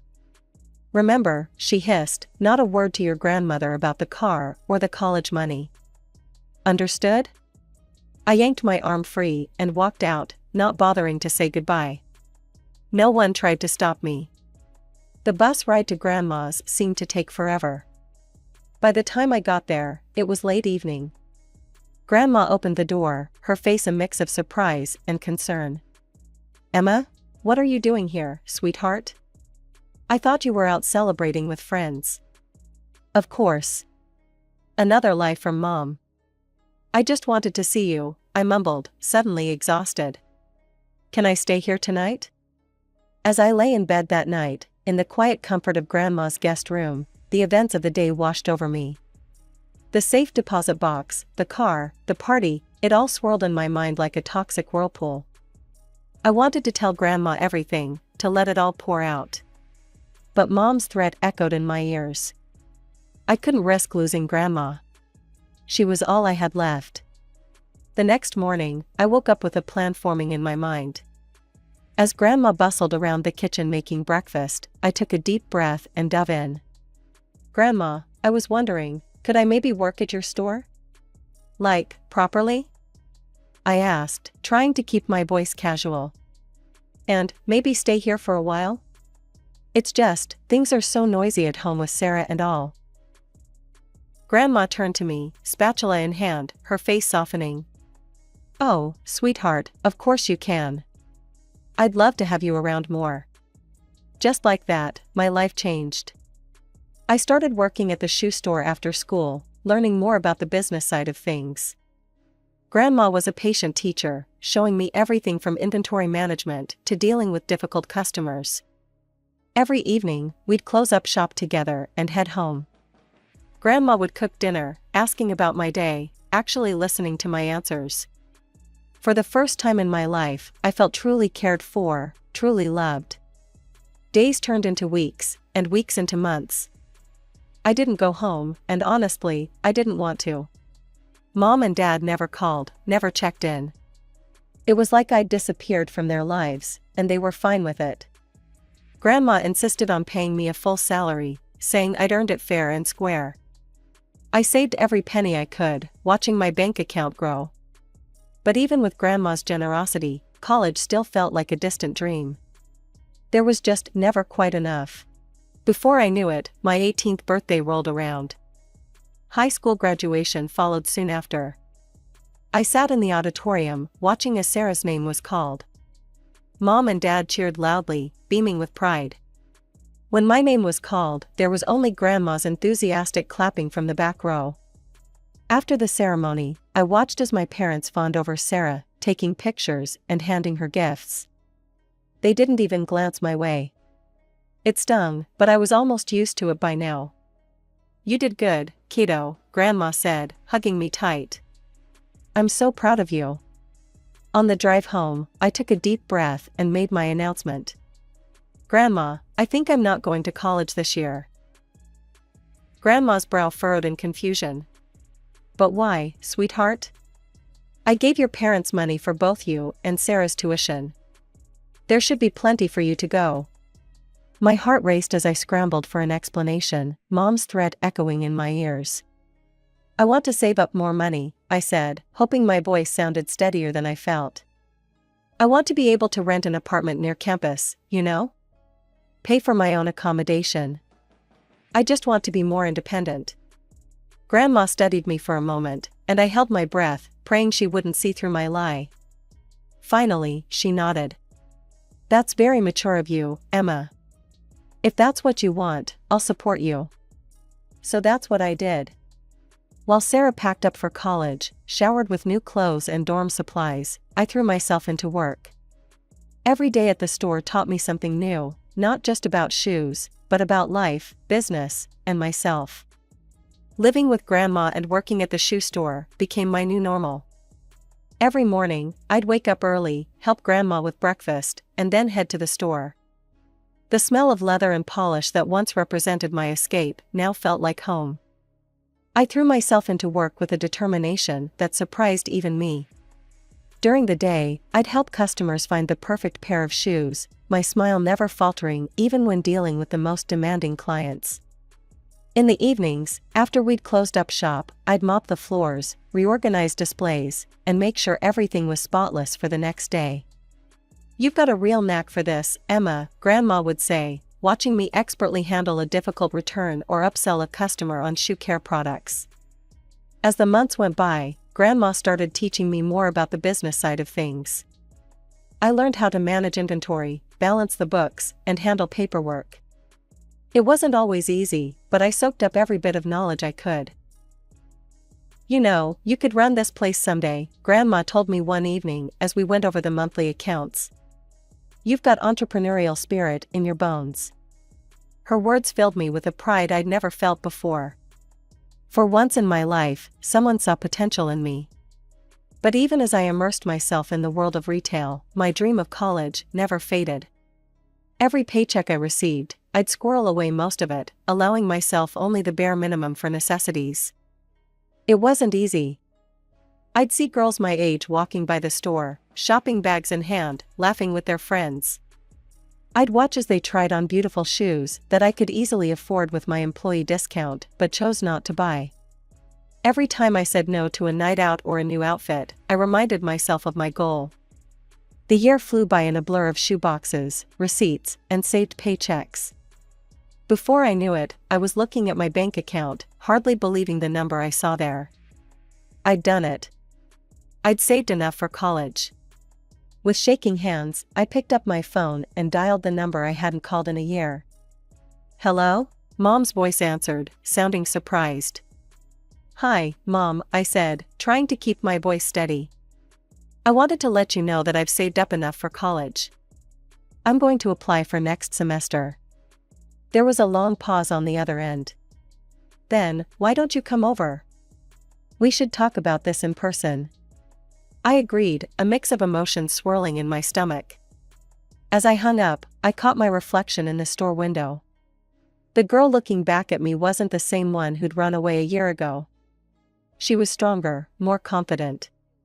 As I stepped into my old apartment, the familiar scent of home was gone, replaced by the sterile smell of fresh paint and new furniture. Mom greeted me with a forced smile, ushering me inside. Emma, darling, come see what we've done with the place, she chirped, leading me through the living room. Dad trailed behind us, nodding along as Mom pointed out every new feature. The tour ended at what used to be my shared bedroom with Sarah. Now, it was a Pinterest-perfect space, clearly designed for one. We had a designer come in, Mom gushed. Isn't it just perfect for Sarah? I stood there, feeling like a ghost in my own past. Where's all my stuff? I asked, my voice barely above a whisper. My books, my photos, everything I left behind? Mom and Dad exchanged a quick glance. Oh, honey, Mom said, her voice sickeningly sweet. We had to clear out all that old junk. You understand, right? We needed to make space for new energy. I felt like I'd been punched in the gut. Years of memories, pieces of myself, all tossed away like trash. I blinked hard, fighting back tears. Why did you ask me to come? I managed to ask, my voice steadier than I felt. Mom's smile faltered for a moment. Let's sit down, shall we? I'll make us some tea. Soon, I found myself perched on the edge of the sofa, a cup of tea and a plate of my once favorite cookies in front of me. The sweetness now felt like ash in my mouth. Emma, sweetie, Mom began, her voice dripping with fake concern. We're in a bit of a situation. You see, Sarah, well, she decided college wasn't for her. She dropped out after a year. I sat there, stunned. All that money, wasted. Money that was supposed to be for both of us. The thing is, Mom continued, not meeting my eyes, we need some help. About $20,000, to be exact. I nearly choked on my tea. What? But that's most of the money I saved for college. Oh, Emma, Mom sighed, reaching out to pat my hand. I resisted the urge to pull away. You don't really need college, do you? You're doing so well at Grandma's store. And living with her, you don't have many expenses. My mind was reeling. I couldn't believe what I was hearing. Besides, Mom added, her voice dropping to a conspiratorial whisper, Sarah needs an apartment. She has a boyfriend now, and they want to live together. We thought we could use the money for a down payment on a mortgage. She trailed off, suddenly realizing what she'd said. Her eyes widened as she glanced at Dad, who was looking increasingly uncomfortable. I took a deep breath, steadying myself against the wave of emotions threatening to overwhelm me. The air in the room felt thick, charged with tension and unspoken truths. "No," I said firmly, my voice stronger than I felt. "I won't give you the money." "Why don't you sell Sarah's car? Or use the money Grandma gave you for my education?" Mom's face underwent a rapid transformation, first paling to a ghostly white, then flushing an angry red. Her eyes narrowed dangerously. "There is no money left, Emma," she spat, her words dripping with venom. "We spent it all on Sarah's car, the renovations, new furniture, clothes. And now the car's totaled. Sarah had an accident while drunk, so insurance won't cover it." Each word felt like a physical blow. All that money, meant for my future, gone. Squandered on frivolities and Sarah's recklessness. Besides, Mom continued, her voice abruptly shifting to a sickeningly sweet tone that made my skin crawl, "Girls don't really need college. You should focus on finding a good husband." The casual dismissal of my dreams, my hard work, my entire future, ignited a fire in my chest. "What about my interests?" I asked, my voice shaking with a mixture of rage and disbelief. "What about what I want?" Mom waved her hand dismissively, as if swatting away an annoying fly. "We are thinking of your interests, Emma. This apartment will be yours after we're gone. Isn't that enough?" I couldn't help it, I laughed. "I don't want your apartment. I want an education. I worked hard to save that money, and it's mine." Mom's face contorted with fury, transforming her features into something almost unrecognizable. She loomed over me, her voice dropping to a menacing growl that sent chills down my spine. "You will do as you're told, Emma. Give us the money, now." But something had changed within me. The fear that had kept me compliant for so long shattered, replaced by a steely resolve. With a swiftness that surprised even me, I ducked under her outstretched arm and bolted for the door. Their voices followed me down the stairs, a cacophony of threats, curses, and insults that echoed in the stairwell. But with each step I took, they seemed to lose their power over me. As I walked home, the cool evening air clearing my head, my mind raced. Suddenly, a thought hit me like a bolt of lightning, stopping me in my tracks. Why hadn't I told Grandma about the money? The money she'd given my parents for my education, which they'd squandered on Sarah? The realization washed over me in waves. I'd been silent out of fear, paralyzing fear that Mom would follow through on her threat to keep me from Grandma. But I was 18 now. An adult. They couldn't control me anymore, couldn't dictate who I could or couldn't see. As soon as I stepped into Grandma's house, the words tumbled out of me like a dam breaking. I told her everything, about the money she'd given my parents for our education, how they'd spent it all on Sarah, how they'd forced me to earn my own way and then tried to take that from me too. Grandma listened, her face growing more thunderous with each revelation. When I finished, she was silent for a long moment, her hands clenched tightly in her lap. "Those lying, manipulative," she muttered, then took a deep breath. "Emma, I'm so sorry. I should have checked up on this years ago." Before I could respond, she was on her feet, phone in hand. I watched in a mixture of awe and trepidation as she dialed my parents' number. The conversation that followed was like watching a storm roll in. At first, my parents denied everything. But Grandma was relentless, her voice rising with each lie they told. Finally, they cracked, admitting to everything. "How dare you?" I heard Dad yell through the phone. "Emma, you ungrateful snitch." Grandma's eyes flashed dangerously. "Don't you dare speak to her like that," she snapped, then hung up. She turned to me, her face softening. "Emma, sweetheart, I promise you this, I will protect your interests. You focus on your future, and let me handle them." Over the next few weeks, I threw myself into college applications. It felt surreal, finally pursuing my dreams without the weight of my family's expectations holding me back. Then, out of the blue, Sarah called.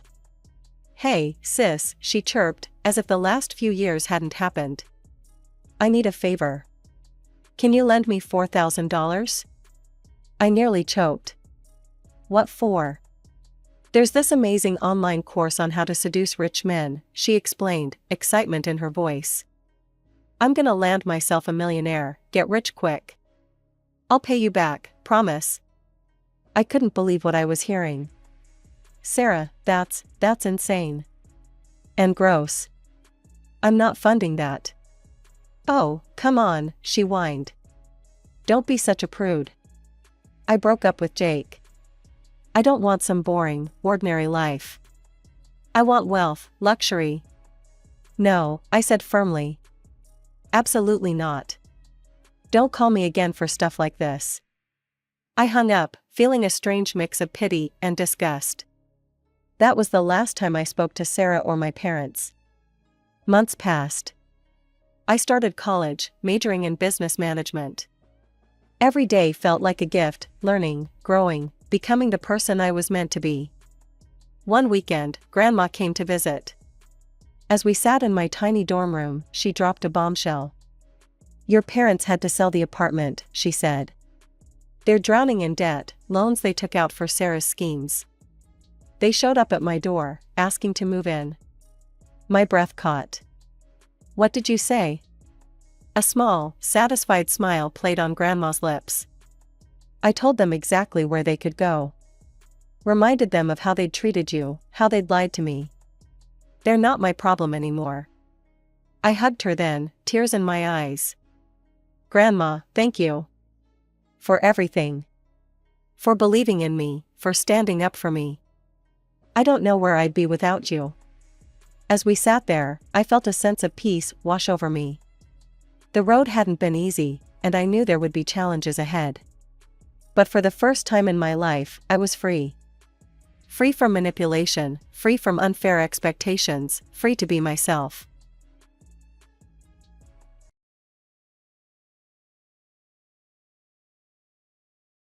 I'm Amber. Growing up, I had everything a kid could want, at least on the surface. Our big house in the suburbs was always spotless, thanks to my stay-at-home mom's obsessive cleaning. Dad brought home the big bucks as some hotshot engineering exec. My little brother Jake and I went to the fanciest private school in town. But all that glitz and money couldn't make up for what was missing, my parents' love and attention. From the day Jake was born, it was clear he was the golden child. Mom and Dad fawned over his every move, while I faded into the background. When Jake started playing hockey at age 5, you'd have thought he'd just won Olympic gold from how our parents reacted. That's our future NHL star, Dad would crow to anyone who'd listen. Mark my words, Jake's gonna be the next Gretzky. Meanwhile, I'd be sitting there with my straight-A report card, not even warranting a good job, kiddo. But hey, that's life when you're the less-loved child, right? As the years went by, Jake's hockey obsession only grew, fueled by our parents' relentless push for him to succeed. They poured obscene amounts of money into the best gear, private coaches, and elite summer camps. Jake lived and breathed hockey, his entire identity wrapped up in being the next big thing. Don't get me wrong, I loved my brother. Jake was a good kid, even if he could be a brat sometimes. It wasn't his fault our parents put him on such a pedestal. But as I watched him lace up those $500 skates while I was still wearing hand-me-downs, I couldn't help but feel a twinge of resentment. Little did I know, those feelings would only intensify in the years to come. As I headed off to college and started building my own life, Jake's hockey career would continue to dominate our family dynamic. But I'm getting ahead of myself. Let's back up a bit. Despite feeling like a perpetual afterthought at home, I managed to carve out my own path. I busted my ass in school and landed a spot at a great college, studying interior design. It was my passion, the one thing that was truly mine, not tainted by Jake's shadow. College life was a whirlwind of new experiences and freedom. I threw myself into my studies, determined to make the most of this opportunity to forge my own path. The constant weight of being the less favored child seemed to lift a little with each passing day away from home. I rarely called my parents, and when I did, the conversations were brief and superficial.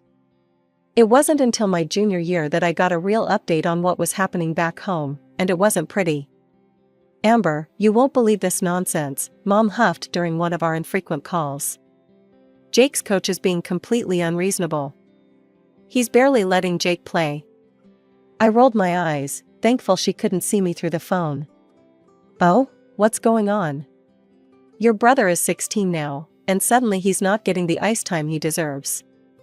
We've invested so much in his training, and now he's just warming the bench. Your father and I have tried talking to the coach, even the team owner, but they won't listen." Time marched on, and before I knew it, I was donning my cap and gown, ready to graduate.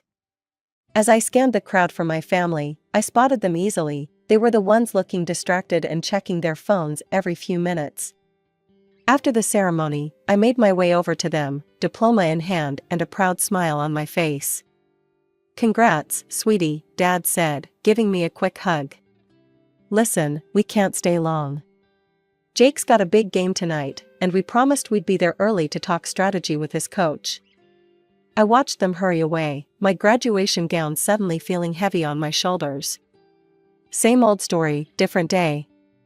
A few months later, I was settled into my new apartment and starting my dream job as an interior designer. I loved every minute of it, the creativity, the challenge, the satisfaction of seeing a space transform under my vision. One evening, as I was sketching out ideas for a client, my phone buzzed with a text from Mom. "Jake's contract wasn't renewed. He's devastated. Your father's looking for an agent to find him a new team. Please call your brother, he won't talk to anyone." I stared at the message, a mix of emotions swirling in my chest. Part of me felt bad for Jake, I knew how much hockey meant to him. But another part, a part one wasn't proud of, felt a twinge of satisfaction. Maybe now my parents would realize that there was more to life than hockey. I didn't call Jake that night. Or the next. I told myself I was too busy with work, but deep down, I knew I was avoiding the drama. It was easier to stay focused on my own life, on building the career I'd always dreamed of. Weeks turned into months. I heard snippets from my parents about Jake's ongoing search for a new team, about the agents and trials and constant disappointments. But it all felt distant, like news from another world. I threw myself into my work, taking on more clients and pushing myself to new creative heights. My designs were getting noticed, and I was building a solid reputation in the field.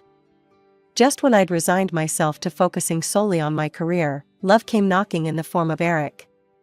We met at a client's housewarming party. He was the charming guy who spilled red wine on the pristine white carpet I'd so carefully selected. As I helped him clean up the mess, we got to talking, and before I knew it, we'd spent the entire evening in our own little bubble. Our relationship blossomed quickly. Within 6 months, we were practically inseparable. By our first anniversary, we decided to move in together. Those 2 years of cohabitation were filled with laughter, love, and the kind of domestic bliss I'd always envied in others, but never thought I'd have for myself. On my 25th birthday, Eric took me out for what I thought was a simple celebratory dinner. As we strolled through the park after our meal, he suddenly dropped to one knee, pulling out a small velvet box. As Eric slipped the gorgeous ring onto my finger, I felt a surge of joy, and then a familiar pang of anxiety. How would my parents react? Would they even care? To my surprise, when I called to share the news, my parents seemed genuinely excited. They insisted on meeting Eric right away, and even offered to host a dinner for us. I was cautiously optimistic as we drove to my childhood home that weekend. The dinner started off well enough. My parents welcomed Eric warmly, and for once, I felt like the center of attention. But as the main course arrived, the conversation took an all too familiar turn. "So, Eric," my dad said, refilling his wine glass, "did Amber tell you about her brother Jake? He's quite the hockey player, you know." I felt my heart sink as my parents launched into a detailed account of Jake's latest attempts to revive his hockey career. Eric, bless him, tried to steer the conversation back to our engagement several times, but it was like trying to stop a runaway train. Despite this, the evening ended on a positive note. My parents insisted on paying for dinner and even gave us their blessing. As we left, Mom hugged me tightly and whispered, "I'm so happy for you, sweetheart. Let's get together soon to start planning, okay?" Over the next few weeks, I found myself in a whirlwind of wedding preparations. To my amazement, my mother became my constant companion in this journey. We met for coffee to discuss color schemes, spent weekends visiting venues, and even had a tearful moment together as I tried on wedding dresses. Even Dad got in on the action. He insisted on paying for half of the wedding expenses, negotiating with Eric's parents like it was a business deal he was determined to win. I caught him one evening, poring over seating charts with the intensity he usually reserved for Jake's hockey strategies. "Dad?" I said, surprised. "You don't have to do that. We can handle the seating arrangements." He looked up at me, a soft smile on his face. "Nonsense, pumpkin. This is your big day. I want everything to be perfect." I felt a warmth spread through my chest. This was all I'd ever wanted, to feel like I mattered to my parents, to be the focus of their attention and love. One sunny afternoon, I sat at my parents' dining room table, surrounded by color swatches and flower catalogs. Mom and Eric's mother, Linda, were engaged in a heated debate about napkin colors. "I'm telling you, cream is the way to go," Mom insisted, waving a swatch like a flag. "It's classic, elegant, and goes with everything." Linda shook her head firmly. "But blush would tie in so beautifully with the bridesmaids' dresses." "Amber, what do you think?" I couldn't help but smile. "Honestly, I think either would look lovely." Both women looked at me like I'd grown a second head. "Amber, dear," Mom said, patting my hand, "this is your special day. Every detail matters." I bit back a laugh. Who would have thought I'd ever see my mother so invested in something related to me? It was almost comical. The great napkin debate was followed by an equally passionate discussion about the music playlist. Dad and Eric's father, Tom, nearly came to blows over whether we should have a live band or a DJ. I exchanged an amused glance with Eric. "Maybe we could have both?" I suggested. "A band for the ceremony and dinner, and a DJ for the dance party after?" Both men looked at me with newfound respect. "Now that's using your noggin," Dad said proudly. "See, Tom? My girls got it all figured out." But even as I basked in this newfound parental attention, reality had a way of creeping in. Just as we were finalizing the venue details, Mom's phone buzzed. Her face lit up as she read the message. "Oh, this is wonderful news. Jake's got a tryout with a team in Calgary next week." And just like that, the spell was broken. "That's great," I said, trying to keep the disappointment out of my voice.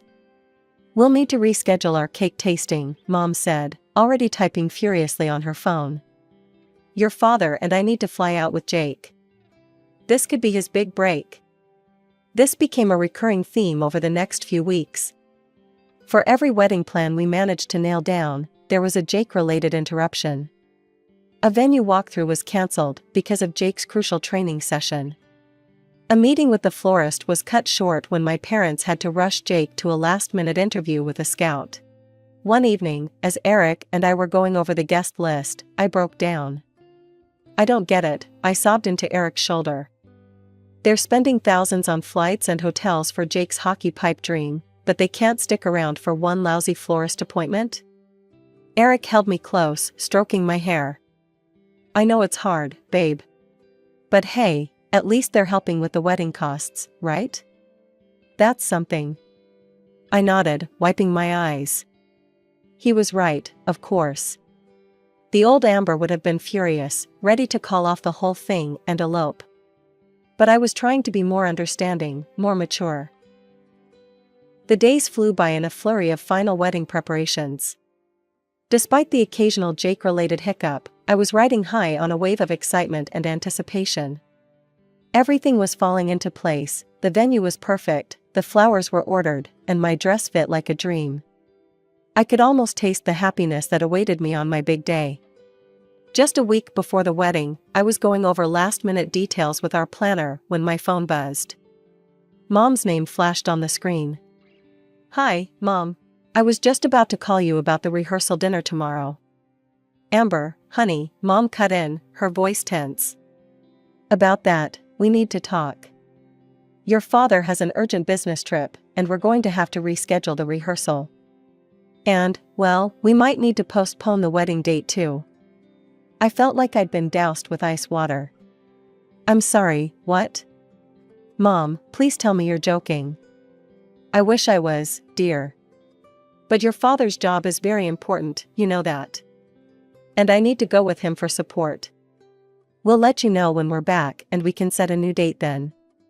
My mind was reeling. This couldn't be happening. Not now, not when we were so close. "Mom, the wedding is in a week. We can't just postpone it." "What about all the guests? The vendors? Everything's paid for." "I know it's inconvenient, Amber, but sometimes these things happen. You'll understand when you're older." I ended the call in a daze, my carefully constructed world crumbling around me. How could they do this? After all the progress we'd made, all the moments I thought we'd shared, was I still so unimportant to them? Eric found me an hour later, curled up on our bed, tears streaming down my face. I poured out the whole story, my words punctuated by sobs. We spent the next few hours brainstorming solutions. Could we postpone?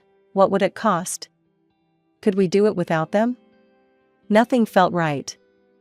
As night fell, I found myself mindlessly scrolling through social media, seeking any distraction from the chaos in my head. That's when I saw it, a post from Jake that made my blood run cold. "Eastern Europe, here I come. Can't wait to show these European clubs what real hockey looks like. Thanks Mom and Dad for always having my back. This is gonna be my big break, I can feel it." The pieces clicked into place with sickening clarity. There was no business trip. My parents were flying halfway across the world for yet another of Jake's hockey pipe dreams, and they were willing to sacrifice my wedding to do it. With trembling fingers, I hit the call button next to Jake's name.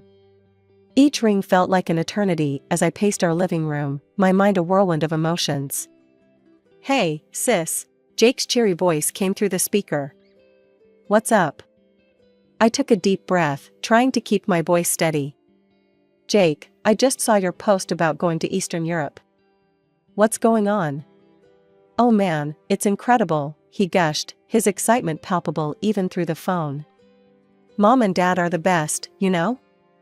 They're paying for everything, the flight, my agent, a swanky hotel. They're even coming with me for support. Can you believe it?" My heart sank. So it was true. "When exactly are you going?" I asked, dreading the answer. "We leave next Friday. The tryouts start on Sunday, and..." "Next Friday?" I cut him off, my voice rising. "Jake, that's my wedding day." There was a pause, then Jake chuckled. "Oh yeah, I forgot about that. Well, you can always reschedule, right? This is a once-in-a-lifetime opportunity for me." I felt like I'd been slapped. "Reschedule? Jake, it's my wedding. How can you even suggest that?" "Look, Amber," he said, his tone suddenly dismissive, "my career is more important than any wedding. You can get married any day, but this might be my last chance to make it big in hockey." Something snapped inside me. Years of pent-up frustration and hurt came pouring out. "Are you kidding me? Do you have any idea how many times I've been pushed aside for your hockey dreams? How many times Mom and Dad have chosen you over me? And now you want me to give up my wedding day?" "Hey, it's not my fault Mom and Dad see my potential," Jake shot back. "Don't hate the player, hate the game, sis." I couldn't believe what I was hearing. "Jake, you're 22 years old. Don't you think it's time you handled your own career without Mom and Dad holding your hand?" He laughed, the sound grating on my already frayed nerves. "Why would I do that when they're so willing to help? I'd be stupid to turn down their support. Can't you see how selfish you're being?" I pleaded, a last desperate attempt to reach him. Just this once, can't you step back and let this be about me? Sorry, sis, Jake replied, not sounding sorry at all. I'm not concerned about your future. I'm not sacrificing my career for your little party. The line went dead, leaving me standing in shocked silence. I couldn't believe it. My own brother, so dismissive of one of the most significant moments of my life. And my parents, willing to lie to me, to abandon me on my wedding day for yet another of Jake's hockey pipe dreams. Fury bubbled up inside me, hot and overwhelming. Why should I have to put my life on pause for Jake? Why couldn't my parents be honest with me? The unfairness of it all was suffocating. I sank onto the couch, my mind reeling. All those years of trying to understand, of making excuses for their behavior, of hoping things would change, it all felt so pointless now. The drive to my parents' house was tense, the air thick with unspoken words. Eric squeezed my hand reassuringly as we pulled into the driveway. You've got this, he whispered, and I nodded, drawing strength from his support. Mom answered the door, her smile faltering as she took in our serious expressions. Amber, Eric, what a surprise. Come in, come in. We found Dad in the living room, engrossed in what looked suspiciously like flight bookings on his laptop. He quickly closed it as we entered. Mom, Dad, I began, my voice steadier than I felt, we need to talk about the wedding. And about Jake's trip to Europe. Their faces fell, guilt flashing across their features before they composed themselves. What about Jake? Dad asked, feigning innocence. I told you, I have an important business trip. Stop, I cut him off, my patience wearing thin. I know the truth. Jake told me everything. A heavy silence fell over the room. Mom and Dad exchanged glances, their charade crumbling. All right, Mom sighed. Yes, we're going with Jake to Europe for his hockey tryouts. But Amber, you have to understand. Understand what? I interrupted, years of pent-up frustration bubbling to the surface. That once again, you're putting Jake first? That my wedding day means nothing compared to his hockey career? Dad's face hardened. Now listen here, young lady. You're being selfish. This is Jake's future we're talking about. He's talented, and this could be his big break. As his family, we need to support him. I couldn't believe what I was hearing. Selfish? Me? What about all the times you've chosen Jake over me? My graduations, my achievements, and now my wedding? When has it ever been about me? Amber, Mom pleaded, you're an adult now. You have your career, your life with Eric. Jake still needs our help too. To what? I shot back. To chase a dream that's clearly not happening? He's 22, for God's sake. When will you let him stand on his own 2 feet? The room fell silent again, my words hanging in the air. Then, I took a deep breath and made my decision. I'm not canceling or postponing the wedding. If you choose not to be there, that's on you. I'm done putting my life on hold for Jake's ambitions. My parents stared at me, shock evident on their faces. Then Dad's expression darkened. Now you listen here, he growled, jabbing a finger in my direction. We're paying for half of this wedding. You'll do as we say, or we'll cancel every payment we've made. You can't afford this wedding without us. I felt Eric tense beside me, ready to jump to my defense, but I squeezed his hand, silently asking him to let me handle this. Actually, Dad, I said, my voice calm despite the storm of emotions inside me, we can. Eric and I are prepared to take out a loan to cover your half. We'll pay you back in full for every cent you've spent. The next week was a whirlwind. We went ahead with the wedding rehearsal, the bachelor and bachelorette parties, all the final preparations.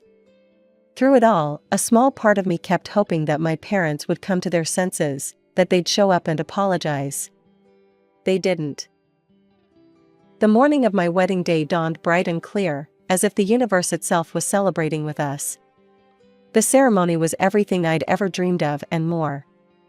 As I walked down the aisle, not on my father's arm but on my own, a symbol of the strength I'd found within myself, I saw Eric waiting for me, his face alight with love and joy.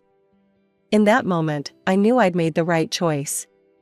We exchanged vows, our voices steady and sure, promising to love and support each other through whatever life might throw our way. As we sealed our union with a kiss, the cheers and applause from our friends and chosen family washed over us like a wave of pure love. The reception was a blur of laughter, dancing, and celebration. We ate, drank, and made merry, surrounded by people who truly cared about us. The photo shoot captured moments of pure, unadulterated happiness, Eric and I gazing into each other's eyes, our friends lifting us onto their shoulders, all of us laughing as we attempted a group dance number. It wasn't until a week after we returned from our honeymoon that reality came knocking.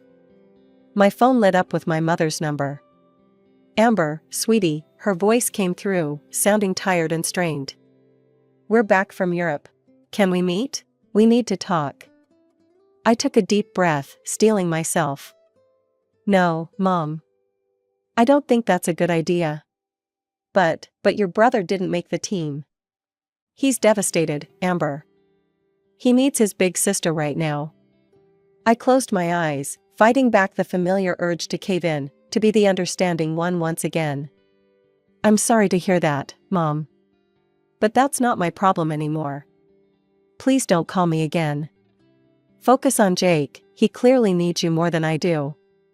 I ended the call and blocked their numbers, feeling a mixture of sadness and relief wash over me. The next day, I transferred the full amount my parents had contributed to the wedding into their account. It was a significant sum, and Eric and I would be paying off the loan for a while, but it felt worth it for the freedom it bought us. A few weeks later, my friend Liv called to tell me about a social media post my parents had made.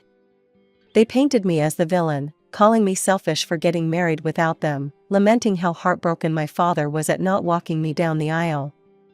The comments were full of sympathetic responses from people who didn't know the whole story. But then, my cousins and aunts and uncles, the ones who had been there, who had seen the years of neglect and favoritism, they stepped in. They shared the truth, calling out my parents for their behavior, for consistently putting Jake's interests above mine. I was touched by their support, but I didn't engage. That chapter of my life was closed. Months passed, and life settled into a beautiful new rhythm. Eric and I threw ourselves into our careers, traveled, and made plans for our future. When we found out we were expecting our first child, our joy was untainted by family drama. Occasionally, news of Jake and my parents would reach me through the family grapevine. Jake had started drinking heavily after his hockey dreams fell through. My parents were frantically trying to fix him, dragging him from one therapist to another. Part of me felt sorry for them, for the mess they'd created with their favoritism and enabling. But a larger part of me knew it wasn't my burden to bear. As I sat in the nursery Eric and I had lovingly prepared for our baby, my hand resting on my growing belly, I realized something profound. The family I'd always longed for, the love and support I'd craved, I was creating it right here, right now.